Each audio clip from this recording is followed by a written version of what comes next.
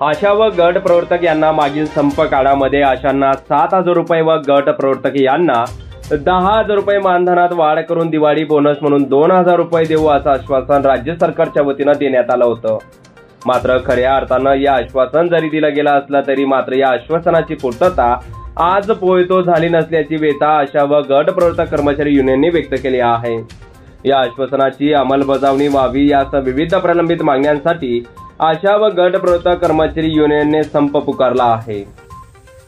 अशा गट प्रवर्तकांना कामावरून कमी करून धमकी देण्याचं बंद करण्यात यावं, थकलेला मोबदला ताबडतोब अदा करण्यात यावा, दिलेल्या आश्वासनाची पूर्तता करावी, आशा व गट प्रवर्तकांचा राज्य व केंद्र सरकारनं वाढीव मानधन ताबडतोब द्यावा अशा विविध मागण्यांचे निवेदन जिल्हाधिकाऱ्यांना आशा व गट प्रवर्तक संघटनेच्या वतीनं देण्यात आले आहे।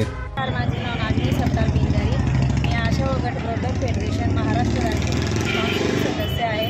आज आम्ही इतर जिल्ह्यात आशा व गट प्रवर्तक सगळ्या संघटनांकडून जे संप चालू आहे 12 तारखेपासून त्याचा निषेध म्हणून पूर्ण राज्यभरात जे चालू आहे आशांच्या गट प्रवर्तकांचे संप त्याचाच एक भाग म्हणून आम्ही धुळे जिल्ह्यात आजचं हे अधिवेशन पुकारलं आहे। त्याच्या अनुषंगाने आमच्या अशा मागण्या आहे की आशांना 7,000 आणि गट प्रवर्तकांना 10,000 जे शासनाने मान्य केले होते, आता जवळजवळ 2 महिने होण्यात आले तरी आमचे GR काढलेले नाही शासनाने आणि या शासनाने आमच्या GR काढावा आणि ज्यापर्यंत आमच्या मागण्या मान्य होत नाही तोपर्यंत आम्ही संप मागे घेणार नाही आणि आमच्या गट प्रवर्तक आशा याच्या पुढे जर आमचा GR निघाला नाही तर आम्ही निषेध करतो आणि याच्या पुढे अजून काही बी नाही, याच्या पुढे जास्त तीव्र असं आंदोलन आम्ही पुकारणार आहे। जय हिंद, जय महाराष्ट्र। माझं नाव अर्चना प्रभू संके, मी सांगेन मी येथे कार्यरत आहे शिरपूर तालुका। गेल्या 2023 मध्ये आम्ही संप पुकारला होता। 23 दिवसाचा संप होता तो। त्या 23 दिवसाच्या संपामध्ये राज्य शासनाने आमच्या 3 मागण्या पूर्ण केल्या।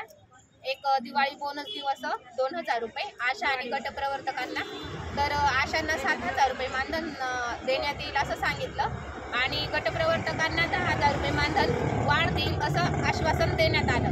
पण सरकारने नुसतं आश्वासन दिलेलं आहे, आम्हाला अजूनपर्यंत GR दिलेला नाही आहे।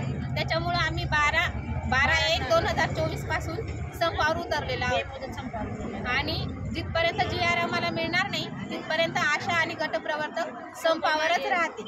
तेव्हा शासनाने याची जास्तीत जास्त दखल घेऊन लवकरात लवकर GR काढण्यात यावं। प्रतिनिधी सुनील निकम, माझा महाराष्ट्र न्यूज, धुळे।